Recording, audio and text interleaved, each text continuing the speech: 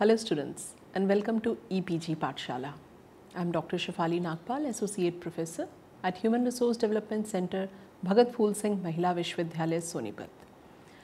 We are studying the paper Development of the Management Thoughts, Principles and Types under Human Resource Management. Let us today study Organizing and Span of Management. After the completion of this module, you will be able to understand the concept of organizing and control, to evaluate the effectiveness of the monitoring system, to study about the organizing system and procedures. Let us begin with the introduction to the concept. When setting up another business, one should be careful while considering the organizational sound structure. It has to be chosen based on the organization's size, industry and other important points. One should consider the hierarchical structures as correspondence flow charts. Misguided hierarchical structures will bring about the lazy, wasteful communication in which the communication at different levels are required. All around, outlined hierarchical structures will create effective correspondence channels and empower quick, clean choices. How about if we investigate few of the most widely recognized types of hierarchical structure? But before that, let us understand the concept. Organizing is a function of management which follows planning. It is a function in which synchronization and combination of human, physical and financial resources takes place. All the three resources are important to get the desired results. Therefore, organizational function help in achievement of the results, which in fact is important for functioning of a concern. According to the Chester Bernard, organizing is a function by which the concern can define the role positions, the job related and the coordination between the authority and responsibility. Hence, a manager has to organize to get the results. Manager performs organizing functions with the help of the following steps.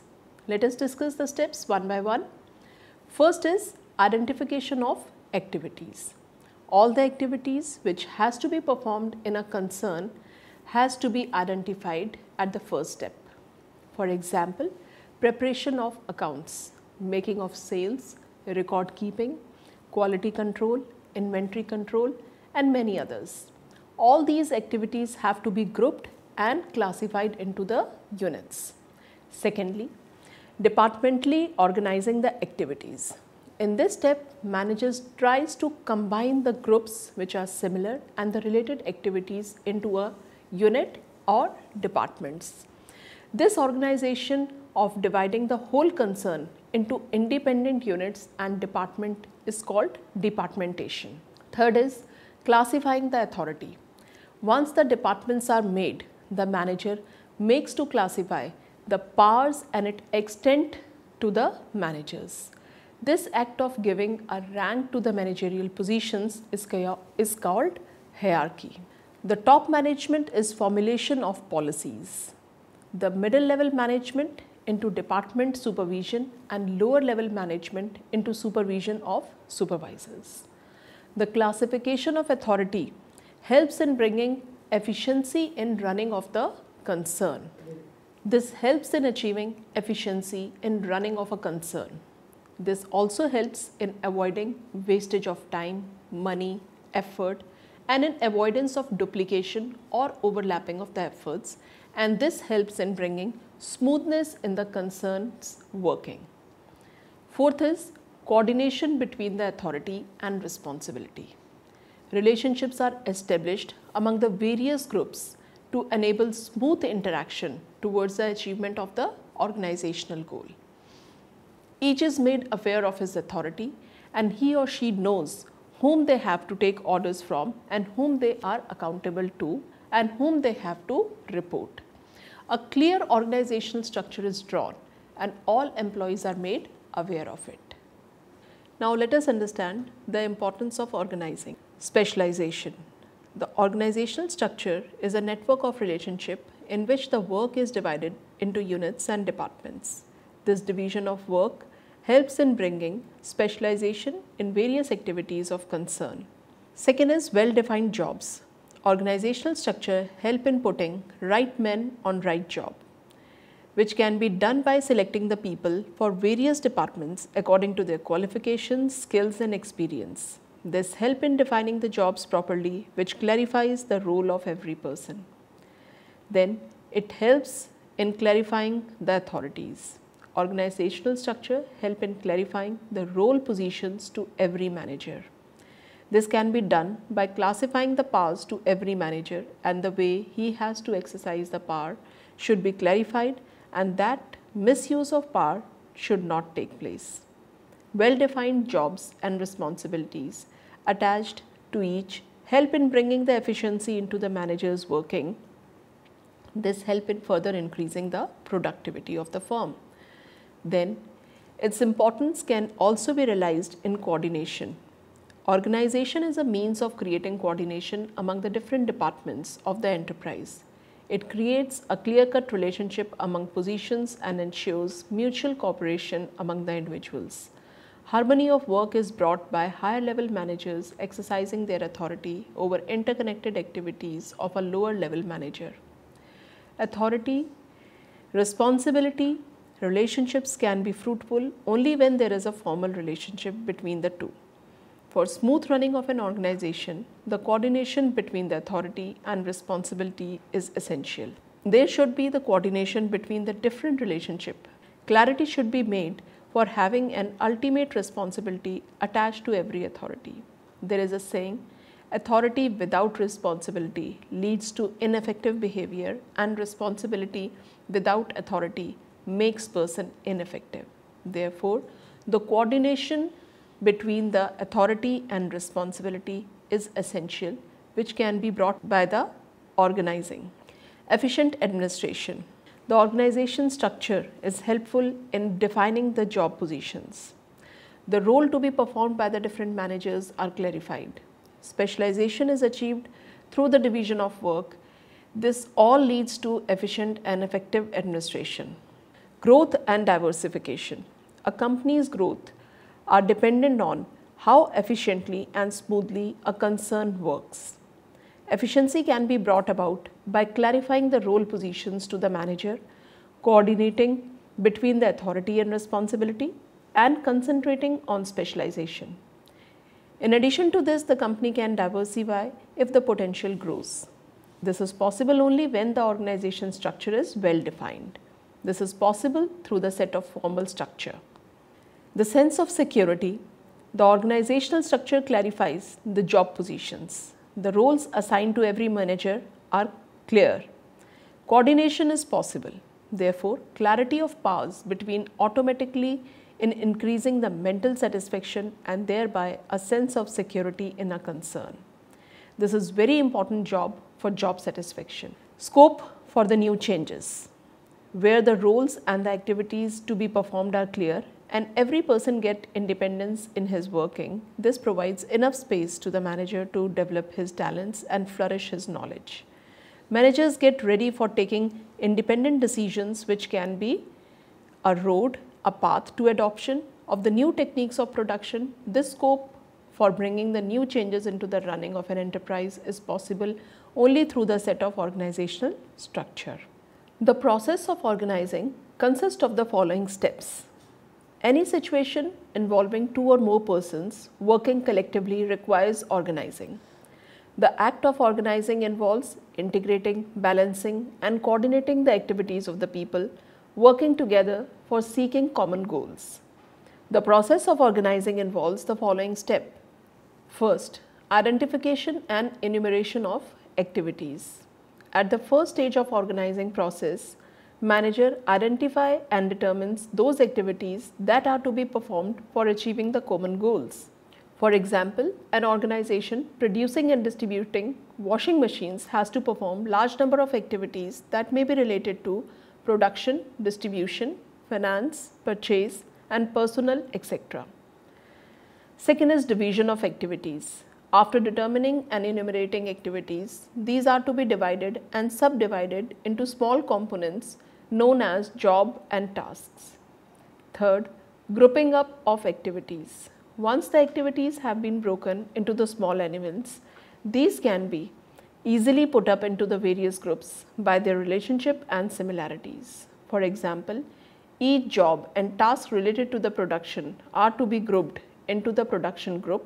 The elements that are related to the marketing, finance and purchase are to be grouped up in the respective group. Assignment of the group of the activities is the next step. After putting the various activities into the several group, these are to be assigned or allotted to the various department created for this purpose or the employees if the activities are limited. At the time of making of such assignment, it is ensured that the department has required competence and resources for performing that group of activities. The next step is granting fundamental rights. Assignment of a group of activities among the various departments is followed by giving them sufficient rights so that they can perform the assigned task and work satisfactorily. The rights are granted through the process of delegation. In this process, the higher level manager gives away some of the rights in the favor of the others who become his subordinate, and it continues to the last level of management. The sixth step is coordinating the functioning of the various departments. In the process of organizing, attempts are also made for conducting working of an individual with respective department, and finally to coordinate the functioning of the various departments towards the achievement of the common goals. Now students, let us see the need and importance of organizing. The organizing process creates a network of role and responsibilities and provide a framework within which each employee performs the activities that have been assigned to him. His role becomes more meaningful and he contributes effectively to achieving predetermined objectives. Therefore, organizing is regarded as a mechanism or the means to achieve the planned objective. Its importance can be underlined as: first, framework to perform the management functions. The organizational structure provides the framework within which the various management functions can be performed by the manager more efficiently. It is only through the relationship of the superior and the subordinate, which is created by organizing the process, that the manager plan, directs and control activity of his subordinate. Second, facilitate coordination. Organizing process may also be used as a device for maintaining and achieving coordination. In organizing, the activities performed by an individual employee are related to the functioning of his department, and the functioning of the various departments is harmonized for seeking common goals. Third, lead to specialization. Organizing is based on the concept of division of work that ultimately lead to specialization. Through it, activities are divided, grouped up and assigned to the concerned department having requisite competence and resources, and the department develop as a specialized center for those activities. Fourth, it helps in achieving the efficiency. Organizing process aims at achieving higher efficiency because it helps in making the efficient utilization of both human as well as physical resources. Fifth, it also promotes the employee development.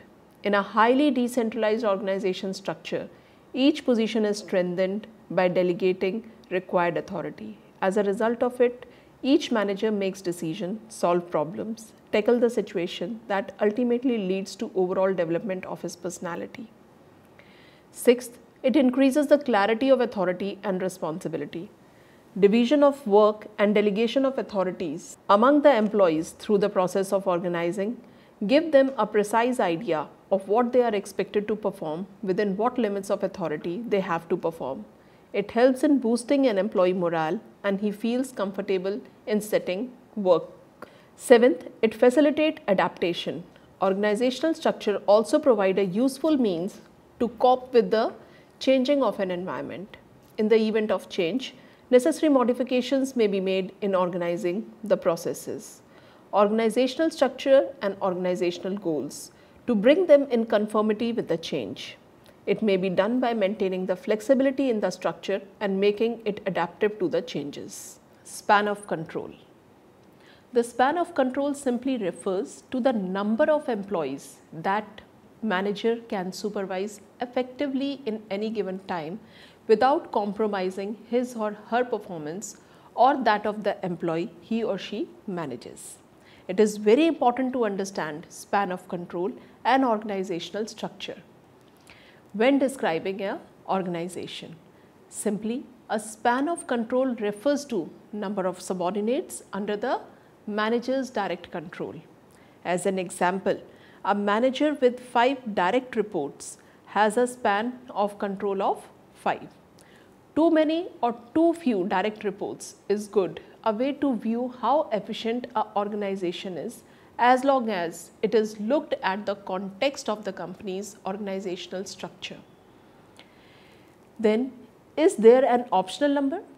What needs to be considered is the nature of the work that subordinates are performing and how much attention each requires. For example, a call center. The span of control can be number over 100, while executive function with high degree of collaboration and interaction could productively tolerate no more than 3 or 4.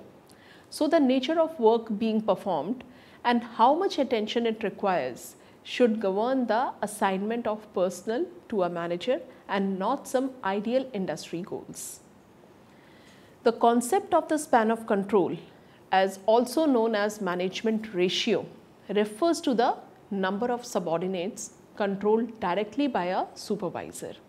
It is particularly important concept for small business owners to understand because small business often get into trouble when the founder ends up with too wide span of control.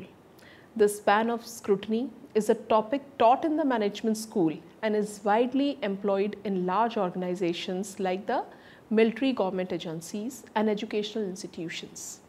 Yet, few entrepreneurs know the term and are willing to admit any limit to the number of people they directly oversee. Explained by Mark Hendricks is an article for Entrepreneur magazine. When a small business owner span of controls become too large, it can limit the growth of his or her company. Even the best managers tend to lose their effectiveness when they spend all the time managing the people and their issues and are unable to focus on long-term plans and competitive positioning of the business as a whole. Now, let us discuss the expanding on the concept of span of control. The span of control means the number of the subordinates that can be managed efficiently and effectively by a supervisor or a superior in an organization. It suggests how the relations are designed between a superior and subordinate in an organization. The span of control is of two types. Narrow span of control means a single manager or supervisor looking few subordinates. This gives rise to tall organizational structure. The wide span of control is a single manager or supervisor looking large number of the subordinate. This gives rise to flat organizational structure. There is an inverse relationship between the span of control and the number of levels in the hierarchy in an organization. That is, narrower the span, greater is the number of levels in an organization. The narrow span of control is more expensive as compared to the wide span of control, as there is more number of superiors and therefore are greater communication problems between various levels of management. The wide span of control is best suited when the employees are not widely scattered geographically, as it is easy for the managers to be in touch with the subordinates and to supervise them. In the case of narrow span of control, there are comparatively more opportunities for the growth as the number of the levels are more. The more efficient and organized the supervisors are or the superiors are in performing their task, the better is to have a wide span of management. The less motivated and confident employees are, the better it is to have a narrow span of management so that the superiors can spend more time with them and supervise them well. The more standardized the nature of work, like if the same task can be performed using same type of inputs, better it is to have a wide span of management as more number of employees can be supervised by a single supervisor. There is more flexibility, prompt decision making, effective communication between the higher level and the lower level management, and improved customer interaction in the case of wide span of management. Technological advancement such as internet, emails, mobile phones, etc. make it easy for the superiors to widen their span of control as there is more effective communication. As we can see in the tall organizational structure and the flat organizational structure, the span of control, as you can see in this figure. Let us see the various attributes of the flat organizational structure, which is wide span of control. The various pros are: it encourages the assignment. Supervisors should better delegate to deal with the larger quantities of the subordinate and allow open doors for the subordinates to go up against the duties. Agile, it enhances the correspondence speed and quality. It reduces cost, give fewer levels and hence requiring the fewer supervisors. It also helps to keep the workforce work more efficiently by concentrating on strengthening self-governance and self-bearing. The adverse effects are: highly administrative workload accompanies high span of control. Role disarray more probable. There may develop doubt of administration. The attributes of a tall organizational structure or narrow span of control are: it has the following advantages. It makes quick correspondence between little groups. Groups are little and less demanding to control and oversee. There is a more prominent level of specialization and division of work, more and better open doors for workers' advancement. But there are also the limitations to this. Communication can take too long, hampering the basic leadership. Silos may create and avoid cross-utilitarian critical thinking. Employees may feel lost and weak. Now, arranging to optimize the manager's span of control is also very important. Setting up of the ideal traverse of control for the chief is a standout amongst the essential assignment in the organizational association. Finding the ideal traverse include adjusting the relative preferences and impediments of holding obligation regarding the choices and appointing their choices. When all is said is done, things about have demonstrated that bigger the association, the fewer the individual should answer to the top individuals or the top management. Administrators ought to likewise have less immediate reports if those subordinates communicate with each other regularly. In this circumstance, the administrator ends up to organize both his or her association with the subordinates and subordinate association with each other. Some different element influencing the ideal traverse of control incorporate whether specialists perform assignments of a normal sort or to awesome assortment and intricacy, and whether the general business circumstance is steady or dynamic.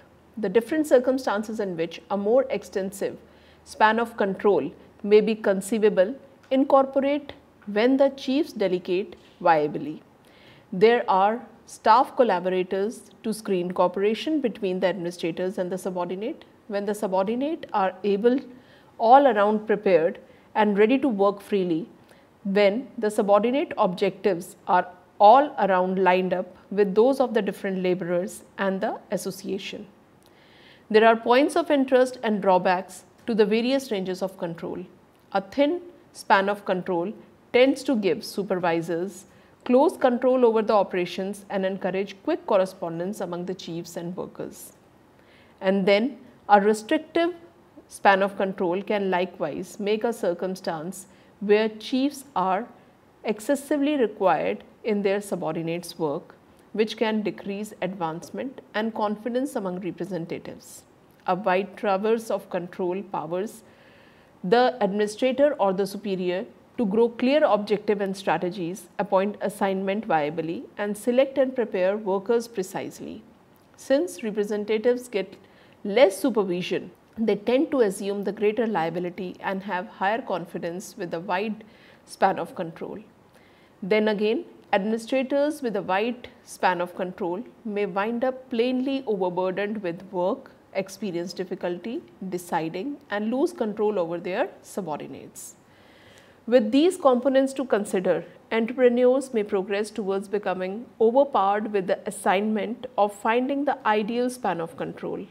Hendricks guaranteed that assigning the circumstances and settling on a choice ought not to be excessively troublesome. The general guidelines that an official ought to administer 3 to 6 individuals specifically held up genuinely well against the challenges from productivity specialists, group binding fanatics, innovation buffs, strengthening promoters, egoistics, and other resolved to expand the acknowledged span of control. This is what the Hendrick composed. He also said, on the off chance that figuring is excessively for you, simply investigate the measure of hours you are working at the point when a workday for the general population at the top is twice and what they are going after. A span of control is ask you. For entrepreneurs who feel that they have excessive number of the direct reports and need to lessen their span of control, the arrangement may include either procuring center superiors or supervisors to go up against a part of proprietors' duties, or revamping the revealing structures of organization. In either case, entrepreneurs must adjust their particular capacities and workload against the need to control the costs. Diminishing the business person's span of control may include the excessive of paying extra pay rates for new contracts or preparing existing workers to go up against supervisory obligations. In spite of the potential cost included, Hendrick contended that altering the range of control towards the ideal level can prompt huge upgrades for private ventures. He says, there is the genuine possibility that is focusing on a span of scrutiny could usher your business into another time of fast, maintained and beneficial development. He told this to the business people. He explained, you could even discover keeping your business less demanding and more fun. Let us now summarize what we have studied so far.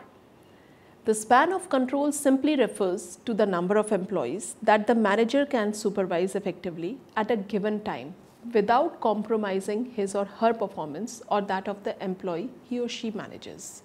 It is very important to understand span of control and organizational structure when describing an organization.